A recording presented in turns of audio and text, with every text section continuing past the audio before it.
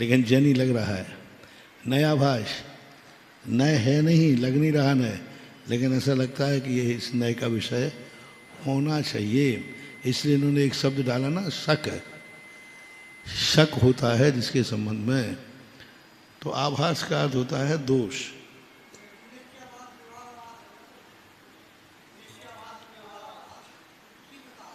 सब भाष किसी कहीं भी लगा लो, जहाँ जहाँ दोष है वहाँ उसका आभास लगाए। चारित्राभास, दर्शनाभास, ज्ञानाभास, जितने लगाना है भास लगा लो। और बोलो।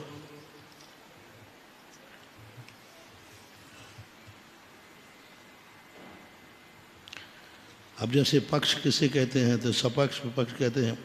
अब पक्ष में कहा क्या था, शादी के रहने को शक होता है। ऊपर के दृष्टांत में कोठा, अब देखो ऊपर के स्थान में कोठा कहा था, कोठा, इस कोठे में धूम है क्योंकि इसमें अग्नि है। हेतु किसे बनाया,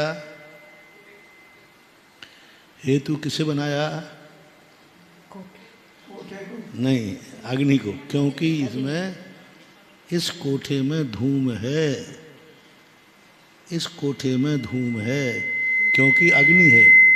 तो अग्नि क्या है, हेतु हो गया, और सिद्धि क्या है, धूम। कौन सा किसमें धूम है, कोठे में। तो हमारा पक्ष क्या है यहाँ, कोठा। कोठे को, कोठा कैसा है, धूम वाला है क्योंकि अग्नि है। तो हम धूम को सिद्ध कर रहे हैं कि कोठे को। पक्ष कहते हैं जिसमें साध्य पाया जाए, साध्य पाया जाए। तो साध्य क्या है, क्योंकि इसमें अग्नि है, यहाँ धुआं है, तो धुआं हुआ साध्य, और पक्ष क्या हुआ, कोठा। जिसको सिद्ध किया जाए वो साध्य है, जिसमें सिद्ध किया जाए, जिसमें सिद्ध किया जाए उसको बोलते हैं पक्ष। धर्म साध्य है, धर्मी पक्ष है। पक्ष का भी पक्ष जो है साध्य नहीं, पक्ष जिसमें साध्य जिसमें पाया जाए उसको पक्ष बोलते हैं। तो पक्ष और साध्य एक नहीं है, सब नहीं, पर्यायवाची शब्द नहीं है। नहीं नहीं, पक्ष अलग चीज है, साध्य अलग चीज है। पक्ष, साध्य जिसमें पाया जाए उसको बोलते हैं पक्ष। जैसे अभी बताया था ना कि धुआं है, तो धुआं साध्य हुआ, पक्ष क्या हुआ, अग्नि किसका साधन है, कोठे का साधन तो हो नहीं सकता, धूम का। तो जिसका साधन हो वह साध्य है, और वो साध्य कहाँ है, कोठे में है। तो ऐसा मानना चाहिए। धर्म और धर्मी, धर्म साध्य है और धर्मी पक्ष है। हम धर्म चाहते हैं, धर्म कहाँ पाया जाएगा, पक्ष। देखो पक्ष, रहने वाले स्थान को पक्ष बोलते हैं। महाराज जी एक बार असिद्ध हेत्वाभास और विरुद्ध हेत्वाभास और समझा दीजिए। हैं, असिद्ध हेत्वाभास और विरुद्ध हेत्वाभास। हेत्वाभास तो अर्थ होता है जो हेतु है ही नहीं वह हेतु बनाया जा रहा है। हेतु है ही नहीं। असिद्ध हेत्वाभास में क्या कहा, जो गैर मौजूद है ही नहीं हेतु उसमें। जैसे शब्द नित्य है ही नहीं। मिथ्या दर्शन, मिथ्या ज्ञान, मिथ्या चारित्र, ये मोक्ष के हेतु हैं, ये मोक्ष के हेतु। असिद्ध है, कोई नहीं मानता, क्योंकि मिथ्या शब्द लगा है। अजैन को भी यदि मिथ्या लगा दिया जाए तो क्या अजैन मानेगा? कौन व्यक्ति मिथ्या दर्शन, मिथ्या ज्ञान, मिथ्या चारित्र को मोक्ष मानता है, मोक्ष का मार्ग मानता है, कोई नहीं मानेगा। वो भली मिथ्या हो लेकिन मानेगा तो सम्यक ही। तो जिसका सिद्ध ही नहीं है हम उससे सिद्ध कर रहे हैं, असिद्ध, यानी जिससे सिद्धि ना हो। और विरुद्ध क्या कहलाता है? विपरीत। अन्न का साधन है और अन्न में लगा रहे हैं, बिल्कुल विपरीत है, उसी को लगा लो। मिथ्या दर्शन, मिथ्या ज्ञान, मिथ्याचारित्र संसार के कारण हैं और तुम किस में लगा रहे हो? मोक्ष में। विरुद्ध हो गया। यदि ये प्रत्यनीकानि भवन्ति भव सदृष्टि ज्ञान वृत्त्यानि धर्मम धर्मे, यदि ये प्रत्यनीकानि भवन्ति भव पद्धति, तो अभी विरुद्ध में भी लग रहा है। और विरुद्ध में अपन संसार का पक्ष छोड़ रहे हैं तो असिद्ध है। कभी मिथ्या दर्शन से मोक्ष की सिद्धि कभी होती नहीं है। और इन्होंने लिया शब्द नित्य है क्योंकि वो नेत्र का विषय है, नेत्र का विषय कभी होते ही नहीं। गधे के सींग हैं। हेलो, सींग, गधे के सींग हैं। यह गधा है क्योंकि इसके सींग हैं। महाराज जी कौन सा हेतुभाष है? असिद्ध है क्योंकि सींग से कभी गधे की सिद्धि होती नहीं। मिथ्या ज्ञान संसार का कारण है, ये विरुद्ध कैसे हुआ? संसार का कारण ही तो है मिथ्या ज्ञान। मोक्ष यदि ये प्रत्यनीकानि, प्रत्यनीक यानी उल्टा। हमने क्या कहा? मिथ्या दर्शन, मिथ्या ज्ञान, मिथ्याचारित्र मोक्ष के कारण हैं, लेकिन है किस कारण का? प्रत्यनीक है। प्रत्यनीक का अर्थ होता है मोक्ष से उल्टा, ऐसा। और अनेकांतिक का अर्थ है अनेकांत, यानी अनेक धर्म का वो हेतु बन रहा है, एक का ही नहीं है, अनेक में जा रहा है।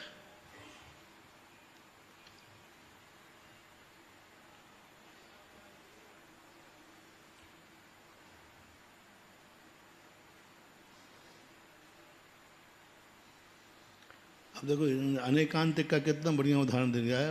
अपन क्या कहते हैं? इस कोठे में धूम है क्योंकि इसमें अग्नि है। तो अब पक्ष हुआ क्या? कोठा। साध हुआ धुआं, साधन हुआ अग्नि। तो अब ये तीनों हो गए।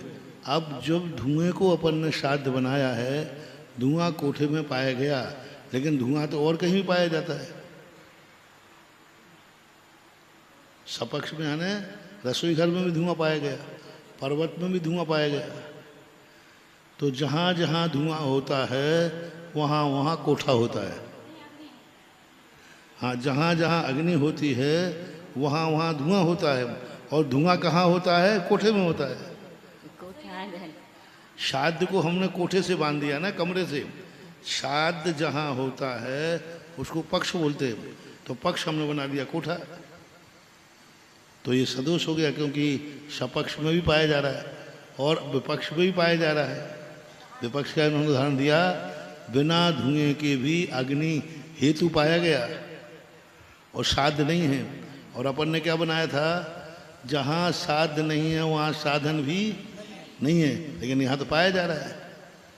यहाँ साधन पाया जा रहा है, अग्नि है। साधन क्या बनाई यहाँ पर?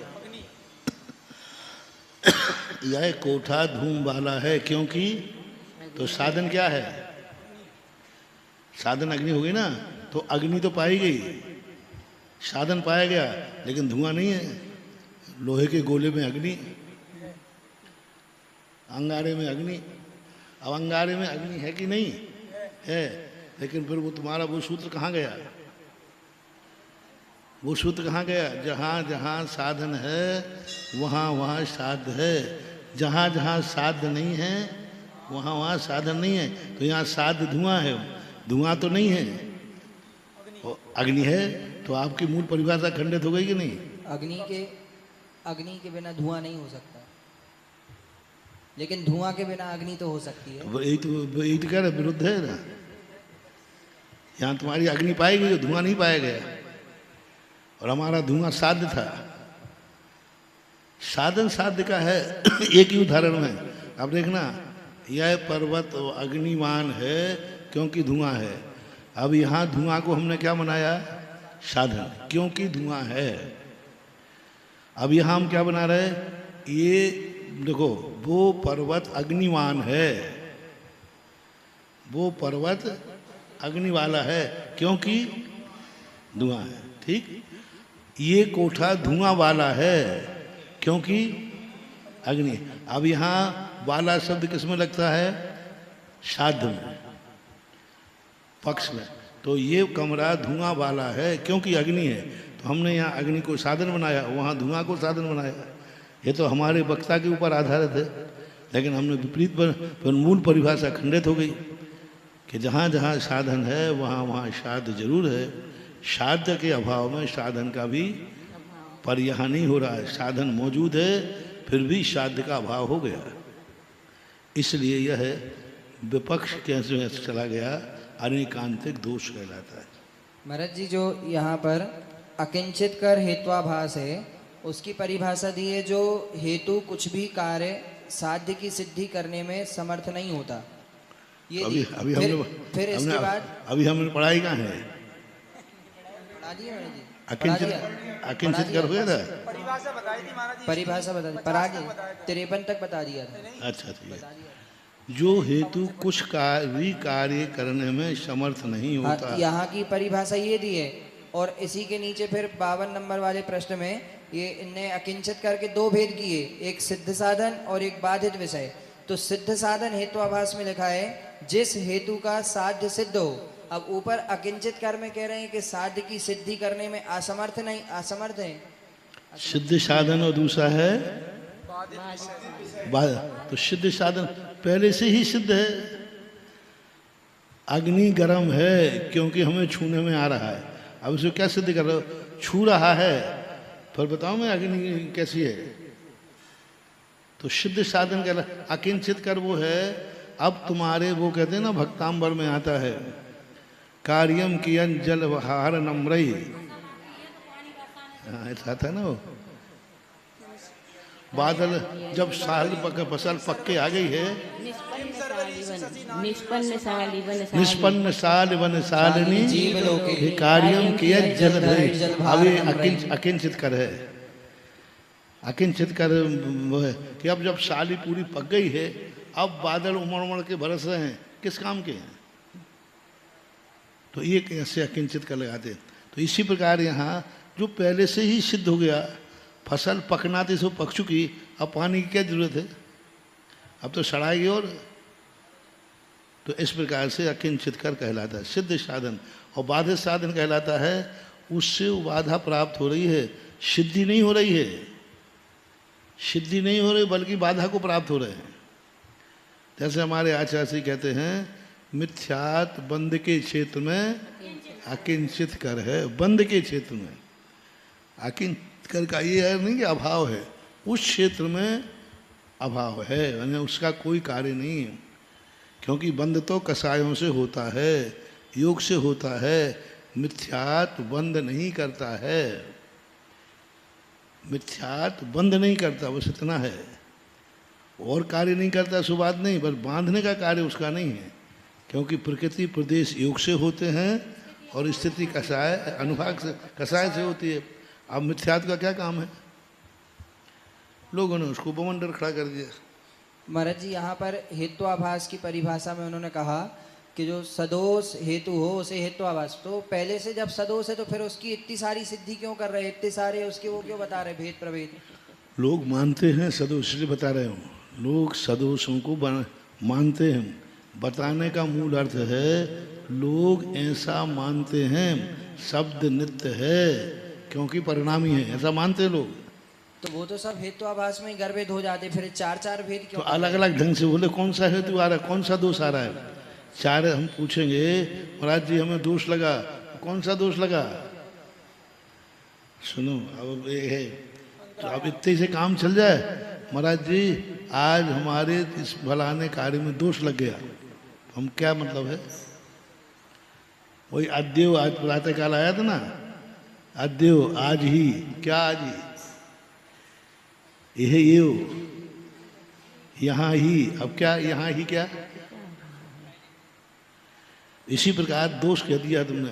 तो दोष क्या चीज है, काय में लगा, किस में लगा, किस प्रकार का लगा। दोष एक प्रकार का है कि अनेक प्रकार का है? तो अनेक प्रकार का बताओ तभी तो प्रायश्चित मिलेगा। इसी प्रकार कौन सा दोष लगाया इसने? किसी ने कहा ये लक्षण सदोष है। कौन सा सदोष है? सिद्ध साधन है कि बाधित साधन है कि अकिंचित कर है कि असिद्ध है कि विरुद्ध है? कौन से दोष में आ रहा है यह बताना पड़ेगा। जो न्याय के विषय होते हैं, सामने वाला पूछता है आपने कैसे मुझे दोष कहा, बोलो कौन सा दोष है हमारे इसमें? हम नित्य मानते हैं तो नित्य में कौन सा दोष है? बोले परिणमन देखा जा रहा है, वृद्धि स्वाभास है। परिणमन वाली चीज को आप कह रहे हो नित्य है। बौद्ध के कहेंगे स्पष्ट वस्तु नित्य दिख रही है और आप परिणमनशील मानते हैं।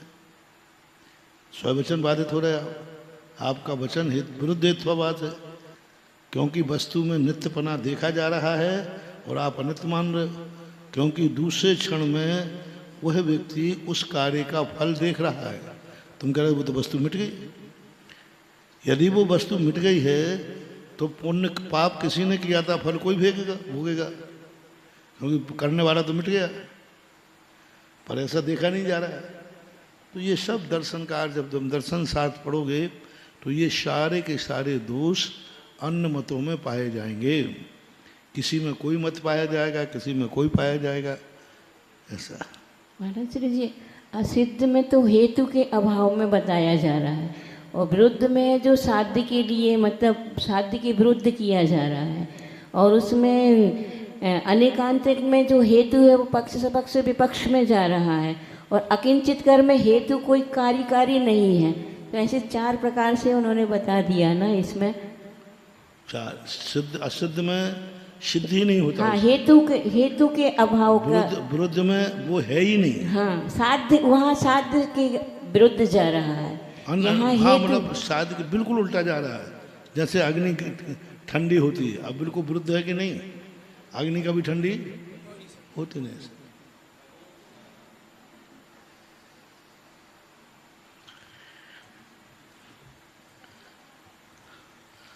और ये न्याय के विषय हैं, एकदम जल्दी समझ में नहीं आती है। न्याय और व्याकरण से कब समझ में आती मालूम? व्यक्ति चोटी रख ले वे और वो बढ़ कर के एड़ी तक पहुंच जाए, उस दिन न्याय और व्याकरण समझ में आता है। इनके यहाँ व्याकरण और न्याय शास्त्रियों का कथन है।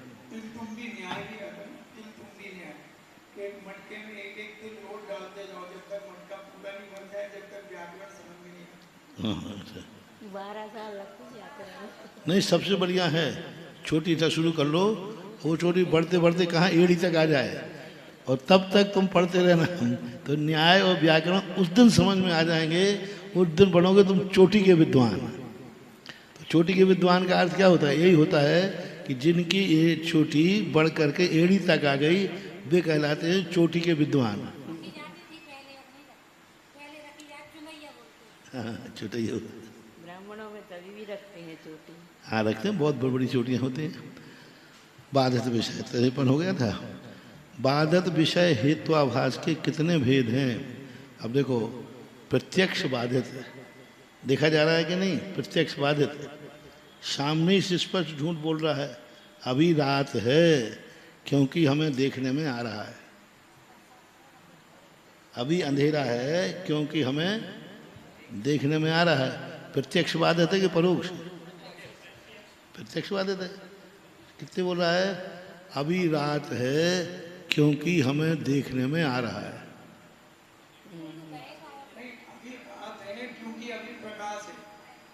कुछ भी करो, देखने में आ रहा है, क्योंकि अभी कौन को? हमें तो नहीं आ रहा है,